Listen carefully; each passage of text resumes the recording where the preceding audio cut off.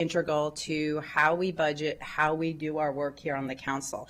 And so I think I want to make sure that we keep three things in place as we walk through this packet today and make our decision. It is understanding why we are here, what we can actually do, and what is advised. And so I'm going to repeat some of the stuff that I know our great staff are going to say, but I think it's worth repeating. Why we're here. So that we need to set and review the spending affordability guidelines. We set these back in October. We had our committee session and the full council approved the SAG at that time. However, our county code does note that the guidelines may be amended by the first Tuesday in February. And this is the important part, if we see significant change in conditions, because these are about affordability, not need. So that's the first thing that we do. I also want to underscore, and this is also in the packets, the benefits, because I think, again, there's not many people who follow along with this. Why do we even have the spending affordability guidelines? And the benefits are really twofold. One is to have good fiscal policies, and those of us who are able to be in the meetings with our rating agencies and get, our AAA bond rating that we've consistently gotten, we know having strong fiscal policies and following them is one of the key indicators and why we've been able, while our neighbors have been downgraded, to keep our AAA bond rating here in Montgomery County.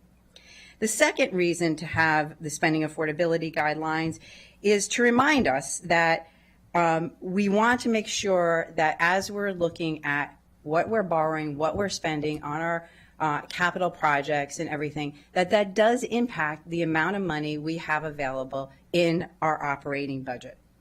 And it does, the more we increase our debt service, the less flexibility we have in our operating. So they go hand in hand.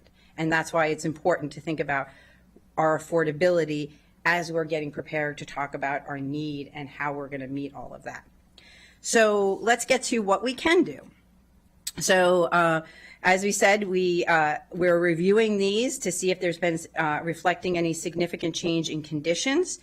After February 3rd, the council can adopt aggregate capital budget that expenditures exceed the guidelines, but only if we have 8 or more affirmative votes. So I just want to set that stage. The other thing is that according to our county code, it permits the council to increase the single fiscal year guidelines by 10% for year 1 and 2. And this is really important because we received from the county exec last week a recommended CIP in which the first 2 years exceeds that limit of 10%.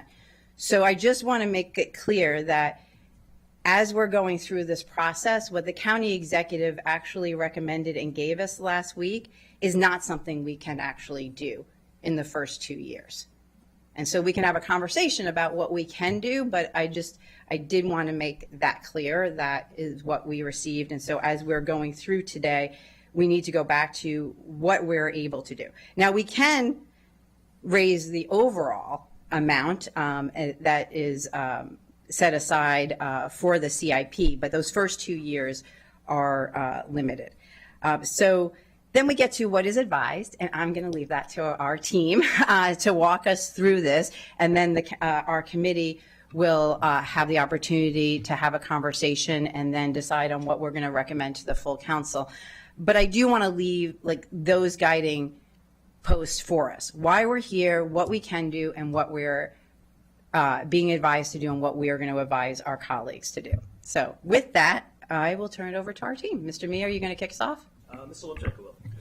Yeah, actually, you provided an excellent overview, which was sort of my job today. But to not and the one thing you mentioned about the advice from staff today, I don't want to bury the lead. Staff is recommending affirming what the council did in October. So that's sort of and that's noted in the beginning of the staff packet. But we have a lot of information today, sort of explaining that and why we came to that position. But all of the overview you just provided is great context. The only thing I would add is some history. If you go to slide 5, why we are where we are today, and history helps. This slide goes back to FY19, but really the SAG process goes well before that. And for many, many years, we had fairly stable guidelines in the early 2000s. Then they started to escalate and go up. And with the CIP SAG process and the CIP process in general and debt, it's a very slow-moving process in terms of the impact on debt service and on the various financial metrics that you referenced. So over time, as those increases occurred again and again and again, the metrics started to get worse. And ultimately, the council recognized that we needed to steer the ship in a different direction in around the mid-2015, 2016 timeframe.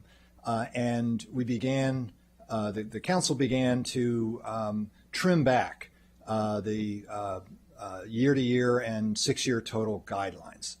And once again, it takes a while for that to take effect. But over time, we have seen the financial metrics improve. And we talked about this last fall. As a result of a lot of that work, staff was comfortable recommending a slight increase in the guidelines last fall from $280 million per year to $300 million per year. And the council supported that. At the time, the executive had recommended a higher number, which he's repeated in his CIP. But this slide highlights sort of the peak of where we were and how we did bring the numbers down over time. And it is a long process. And we would not recommend big increases in this. We would recommend a gradual increase over time to also cushion things as we go forward.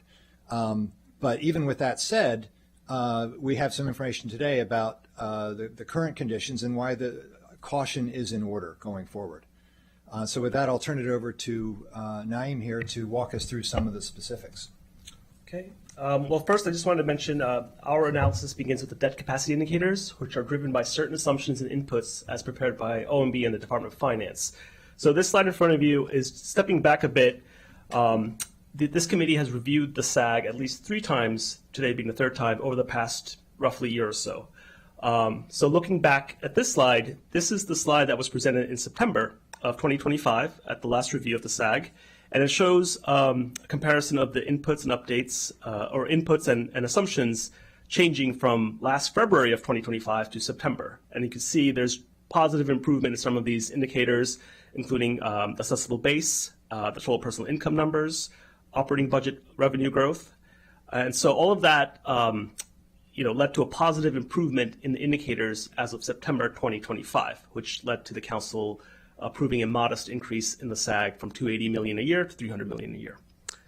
Looking at the more recent data coming in from Finance and OMB in December of 2025 as compared to last September, we now see a worsening of certain assumptions. Namely, total personal income has decreased over the 6-year forecast period. Assessable property tax base value has also slightly decreased over the 6-year period. Inflation numbers have generally decreased with a slight increase in the first year, and population numbers have also increased modestly as well over the 6-year period. But namely, operating budget revenue growth has also decreased generally over the 6-year period. And this slide here, it's also in your package, is a summary of those changes. I won't get into it, it's in the packet, but generally we're seeing a worsening of some of our assumptions, which in turn is leading to a slight worsening in the indicators. And that's why our justification for not increasing the SAG is based upon. So first, I'll describe the 6 indicators we do use to determine what the SAG should be. First, the total debt should not exceed 1.5% of the full market value of taxable real property. The sum of debt service for bonds and long-term and short-term lease payments should not exceed 10% of general fund operating budget revenue. In other words, debt service should not exceed 10% of operating budget revenues in the general fund. Real debt per capita should not exceed $1,000 by a significant amount. As of 1991, in FY26 that's about $2,550. The ratio of debt to total personal income should not exceed 3.5%. And the last indicator, which is a little less relevant, but we still use, is that 60 to 75% of any debt at the beginning of any fiscal period should be paid off within 10 years. So. And there's other factors in the county code as well. Although we use the 6 debt capacity indicators for analysis, there are other factors the council can consider. These are all listed on this slide here. Fund balances, county's financial history, the criteria used by the major ratings agencies, debt service as a percentage of operating expenditures, not just revenues, the availability of state funds, and other funding in the CIP as well. So again, the council can consider these factors as part of the total decision-making process. Looking at the first indicator, what this chart shows is the 6-year CIP period.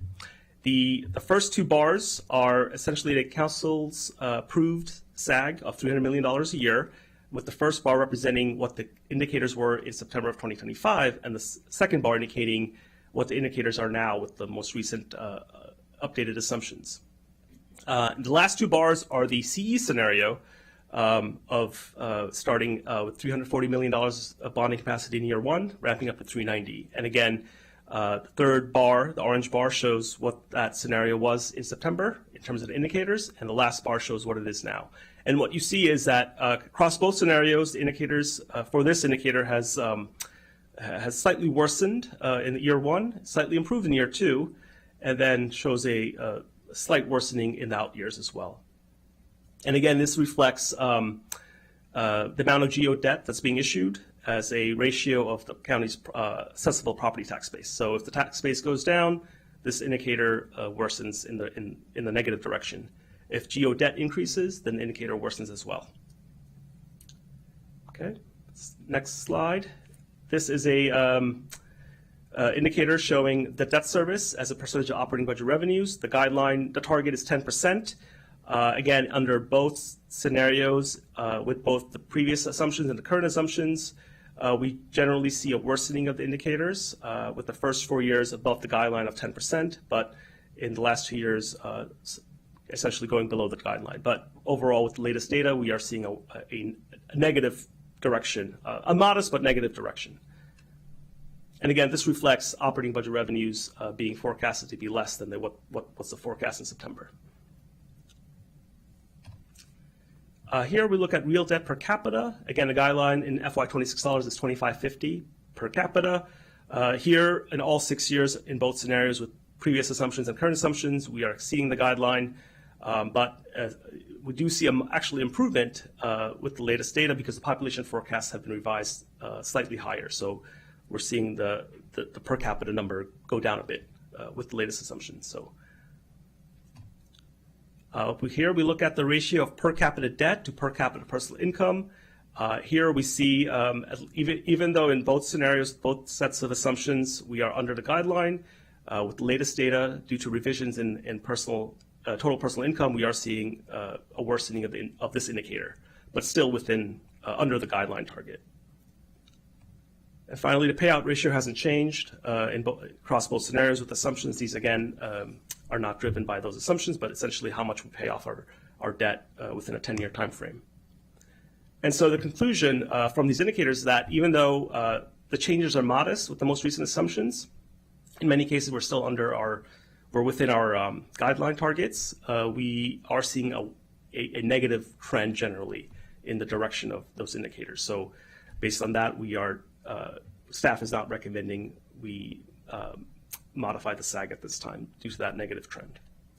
So next, I'll turn it over to Gene Smith to talk about the history of GO debt. Thank you. And Mr. Levchenko walked through this a little bit, but given the GO chair's framing, but also the executive's recommendation, council staff thought it was important to include some information in the packet to give context, not only, excuse me, to the committee and the council, but to the public, because as noted, the millions watching at home are not sitting here watching now.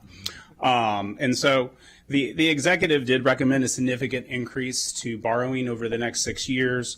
So we thought, again, going back and looking at the history, just as we did in slide 5, but even further back, is helpful. In this chart, which is also on page 9 of the staff report, illustrates the total outstanding general obligation debt to total GO debt expenditures from fiscal 5 to fiscal 26.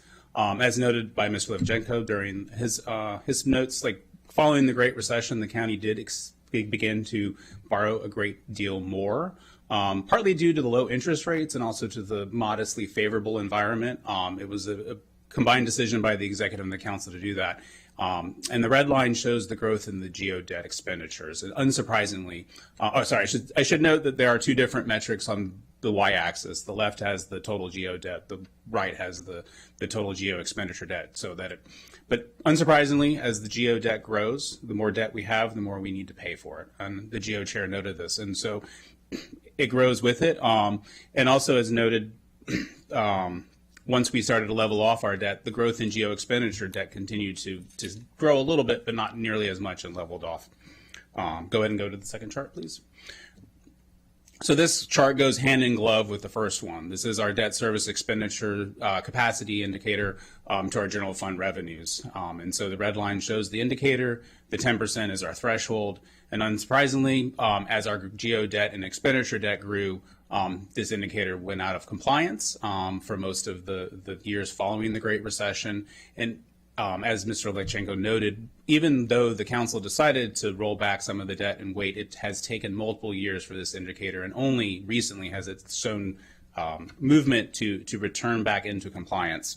And so I won't go through the whole history, but I do think it is important to note again the high points. The council did review many factors coming in the end of the 2010s and began to realize that borrowing was exceeding our affordability.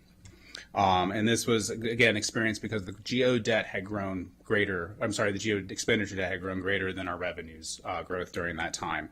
And so also the council and the county was receiving warnings, not in like specific sense, but during the rating agencies that we were beginning to exceed where we needed to. And so that is why the council decided in 2019 for future budgets to lower the GO borrowing limit. And I should just note, like, it wasn't just like maintaining the course, it was actually a cut. And that reduction was needed in order to move borrowing back to where it needed to be. And so ultimately, what the good news is that decision has worked. We have seen debt lower, or debt service expenditures growth lower. We see total borrowing lower and kind of stable. And that has created a better fiscal situation for all of the other things that the county and the council needs to focus on in terms of priorities right now coming out of the COVID-19 pandemic. So the executive's recommendation, based at least on our estimates, would reverse this hard-fought work and return the county to a more unsustainable path of growth. So you can go on to this next chart. So this chart shows the total debt outstanding growth for the future fiscal years, estimated both. The brown line is the executive's recommendation, the blue line is the council's recommendation. And the CE's recommended borrow limit has a growth curve, much like what we saw during the Great Recession. And so we would experience, but unlike the Great Recession, we're in a higher interest rate environment and a more dire economic situation, as we have been talking about during both the December update and just in general understanding kind of the lay of the land right now. So in this, you can go on to the next one.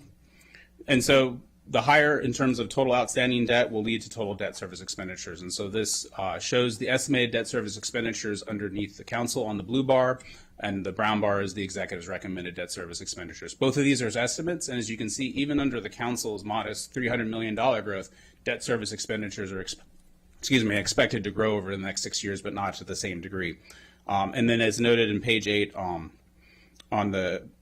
table 8 on page 12 of the staff report, most importantly is the debt service expenditures estimated for the county executive's recommendation either exceeds or is equal to the revenue growth during those 6 years.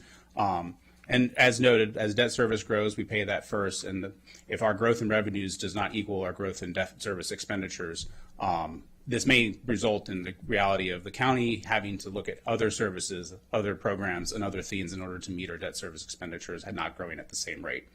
And so we, again, want to provide this as context with what the GO chair shared as kind of the foundation to this. Like, this is the CE's recommendation, which, as he noted, was, our dollar today does not buy the same dollar as 10 years ago. While true, is only half the story. The other half is our debt service expenditures will grow commensurately with our debt. Our total debt outstanding, and council staff just wants to continue that context as the council considers at least the affordability requirements and the affordability of our debt. And certainly as we get to May, we will see where all of that shakes out. One last thing that I would like to note, the county executive, again, and we noted this in the staff report, that the debt service capacity indicator could be calculated differently. Certainly we could review that, but doing that in mid-cycle is not ideal, and council staff sees that as, if that's something that the county executive or that the committee wants to take on, Certainly the fall of 2026 is a great time to do that, while we have a year before the next SAG review in October of 2027. And so should the GEO committee want to do that, we can work with executive staff and think about that in the fall of 2026. And with that, we will turn it back over to the committee for questions. Great, thank you very much. I think just on that last point, I think it would be good to work together to review this when we're not in the middle of setting the SAG and looking at the budget and everything. So why don't we kind of pencil that in for the fall, and we can have follow-up conversations after we get done with the budget over the summer to prepare ourselves for that.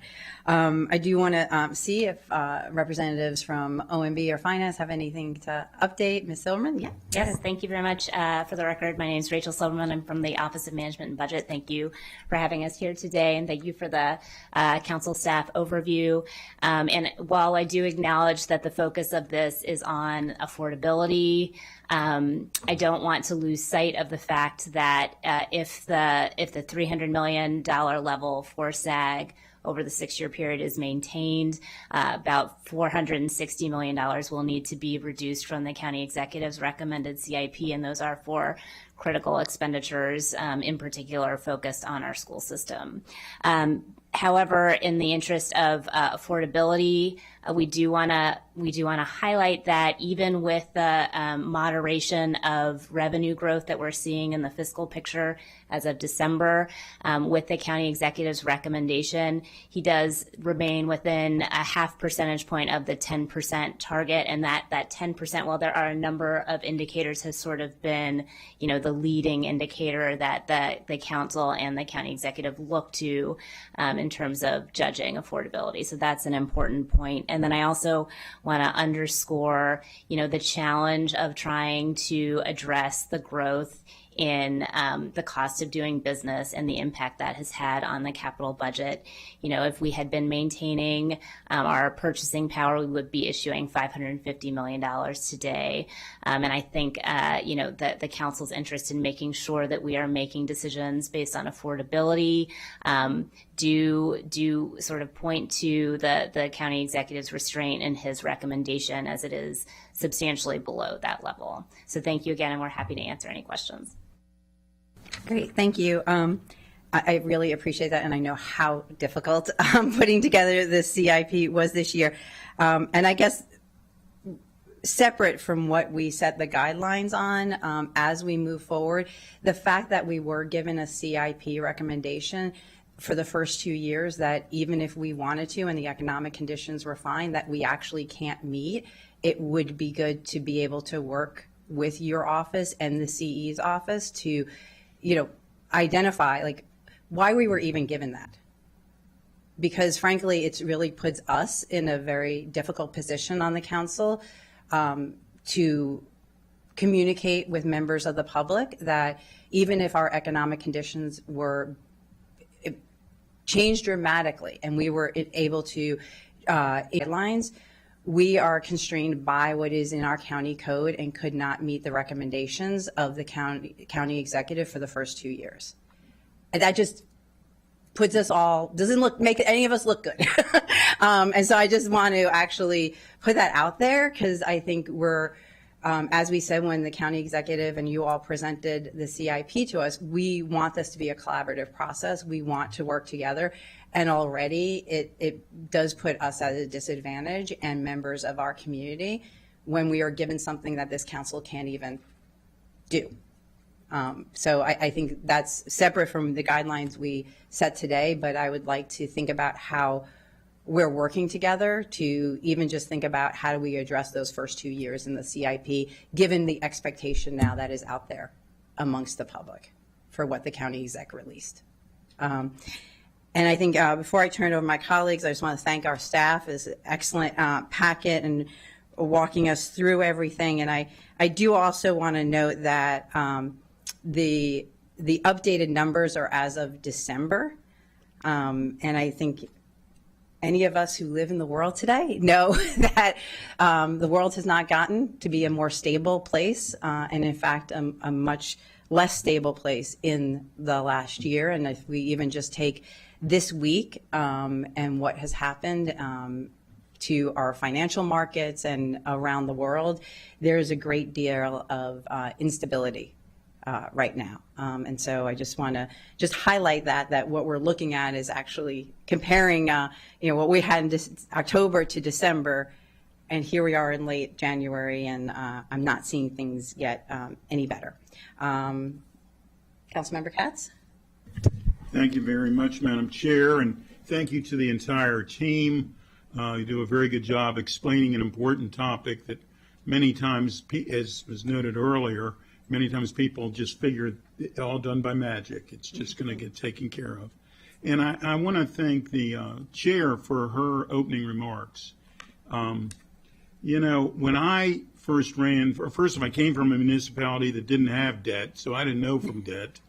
And when I first ran, I looked at the budget and realized that if debt were a department, it is not, but if it were a department, it would be the third largest department that Montgomery County has by money. And that scared me beyond belief. I mean, it really did. And and the previous GO committees and the councils and this GO committee, over time, we realized we needed to lower that debt. That was our thoughts. And I always quoted my mother that said that you can't do it all at once. That if, in fact, she used to always say medicine can be very good for you, but if you take it all at once, it could even kill you. And so we have done that systematically over time. When I was council president, and of course, there was a pandemic and everything else that could possibly go wrong during that time. But it was the first time I actually ever met with rating agencies. We went to New York, and it really was eye-opening. I mean, it was interesting. It was eye-opening. And the fact that Montgomery County, and it gets lost in the shuffle, but the fact that Montgomery County, it's my understanding, is the longest county in America that has a AAA bond rating. And that's not done just by luck. That's done with a lot of hard work and a lot of people making certain. I also am somebody who was a small business guy. I was raised behind the counter, and I was always taught that that the only money you ever count on is the money that's already in your register. Somebody can promise you that the check is in the mail, and maybe it is, and maybe it's not, but until you can get it, you can't count it. So having said all of that, and last time we had this discussion, I was somebody that thought maybe we should stay at 280. I thought that, debt is a killer. Mr. Visa has to get paid eventually, and it's a problem. But I did reluctantly, and I'm glad I did, reluctantly say that we should go to, agree with my colleagues, that we should go to 300. And that's where I am at this point. I believe we're heading in a direction carefully, in a direction where we should be, where we could be, and I think it's the right way to do. So I'm okay with 300. Thank you all for what you do. Thank you. Councilmember Evans? Sure. Good to see everyone. Good morning. My first GO session talking about SAG, and I will say that what is most on my mind is that the choices that we make as a council are sustainable, that they're responsible, and that they're equitable. So I'm just trying to hold on to that different seat being on this side. I don't want to make the assumption that the millions of viewers that are watching really understood what you said, Councilmember Kate, when you said in the beginning that we couldn't even do what the county executive would like for us to do in the first 2 years. Could we just explain why we couldn't do in the event that somebody doesn't actually understand what that means? Thank you. Yeah, the county law associated with CIP SAG does limit, once you've set the SAG guidelines in the fall, it does limit what you can do each February. And the limits are specific to years 1 and 2 of the 6-year CIP. And it's no more than a 10% increase from what you already have in those years. So if you're at 300, the most you could do is go to 330. The executive's number was 340 in year 1, and that also goes up in year 2 to 350. So the 330 would be allowed under the limitations. There is no limit on the 6-year total, so theoretically you could do quite a big increase, but just not in the first 2 years. Absolutely. So it is limited by the county code. Yes, and that's in the packet, and you Yes. stated that before, and I understand that, but I just think it bears repeating in public. I don't want to make the assumption, but I do hope that people are reading all the work that the staff has put together. This is a good deal of information. I did, so talk about, there was a time when we weren't quite in the position that we would have liked to been. That was probably like, I don't know, you might have said that earlier, maybe like 2010, 2012, when our reserves weren't where exactly we wanted them to be. And I just want people to understand that the point of having them is like a bit of a safety net, and for us not to rely and try to go to use them, you know, I don't want to say use the word willy-nilly, but could you explain the intent or the purpose of having a significant amount to be able to work with?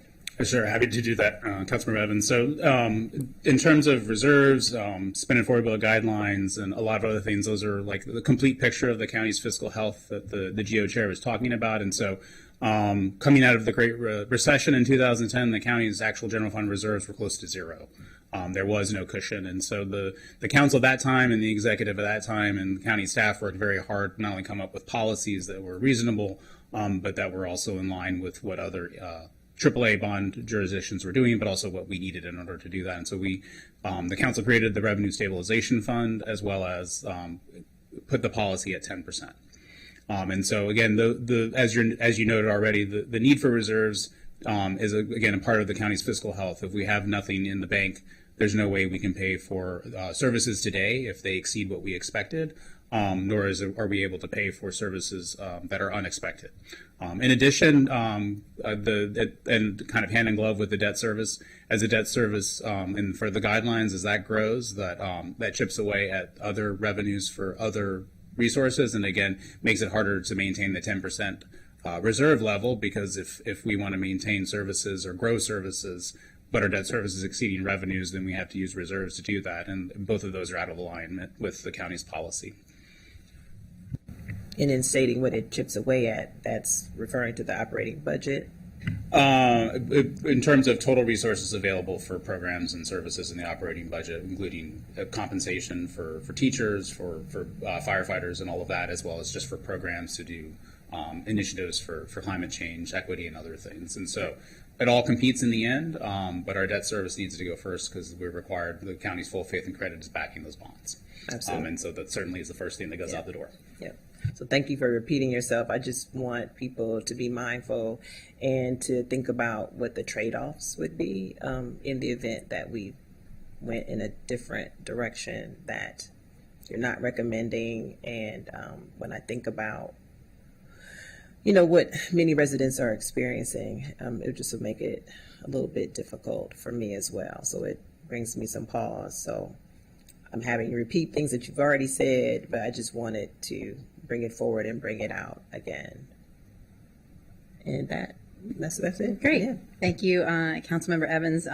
Again, I think this is right. This is not something we people deal with in their daily lives, and so it bears repeating. So we make sure that we do get it right. I think there's just one other thing before we conclude on this, just to unpack a little bit. This is on page 4, the bottom of page 4 of the packet.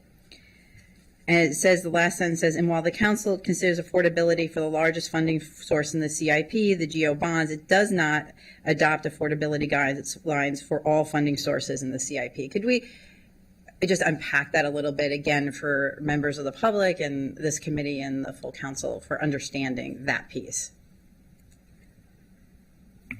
Well, I'll speak to the CIP. Gene can speak to the operating. Yeah. There's a lot of funding sources that go into how we fund the CIP. federal and state revenue, recordation taxes, impact taxes, and all sorts of other smaller elements. So those are not controlled by the spending affordability process. Those are, we estimate those or get those estimates from our Department of Finance and make our best projections going forward to try to balance the CIP across all revenue sources across all years. GO bonds are a big piece of the CIP, though. So I don't want to say that it doesn't have it has a huge impact on the CIP. It's just not the only impact, the only revenue impact on the CIP. On the other hand, to the degree economic conditions are somewhat challenging going forward, that can affect the other revenue sources. So it can all sort of trend in a similar direction, but they are separate in terms of how we budget for them, how we manage for them, and what we're allowed to do with them. Some of the sources also have specific requirements for what they're spent on as well. GO bonds do not, other than they have to meet a life estimated life cycle so that they are eligible for bond funding, but they can then be used for pretty much anything in the CIP. But the current revenue piece in the CIP directly competes with the operating budget, of course. Whatever we spend in the CIP on current revenue is not available on the operating side. So I'll let Gene talk a little bit more about the operating side of that. Sure. I think you did a great job. I'll just summarize that the GO bonds or the general obligation bonds are the only lever the county has control over in the CIP to the most degree in terms of how large that number or how small that number gets, and therefore that's why we have a law that dictates affordability for it. But to Mr. Lovchenko's point is there are a lot of other funding resources in the CIP, so this is not the only decision point for the council as it goes through it, but many of the other sources in the CIP, short of current revenue, are dictated by economic conditions such as impact taxes, federal, state aid, and things like that. And so I think it's just important for the public to know, as much as the council and the committee today is making a decision about affordability for debt, that is not the only story that is in the CIP. If I may, I just also want to add, the SAG process also applies to parking and planning bonds, which we did not really touch upon in the packet or the presentation, and that's because the council's recommended level, approved level for parking and planning bonds in October was $9 million a year. The CE is also recommending at the same level, so there's really no issue on that, and that's governed by not the same indicators, but a different criteria consideration based on the Parks Fund. So that's the non-issue for staff, and we did not touch upon it in the packet that much. So, but that is technically the council would be reaffirming the $9 million a year for park and planning bonds as well as part of its action in February. Thank you. I just wanted to bring that piece together at the end here, because as we're making this decision today and the recommendation, because this is about setting our affordability guidelines, when we do shift into looking at like what the need is and what the proposal is for the CIP, is understanding this is a piece of that. But as this council has done in prior years, where we have increased things like PAYGO, which comes out of our operating budget, there are ways of looking at our CIP and how we are going to meet the needs of our community. And so it's a full package. This is a piece of it, and I just wanted to loop back around again on that. So not seeing any other folks who want to speak. All those in favor of staying the course, taking the staff recommendation and recommending we stay the course with our fall recommendation on the spending affordability guidelines to our colleagues, please raise your hand, and that's unanimous. All right, that is all. That was our only item today on the committee, and so we are adjourned. Thank you, everyone.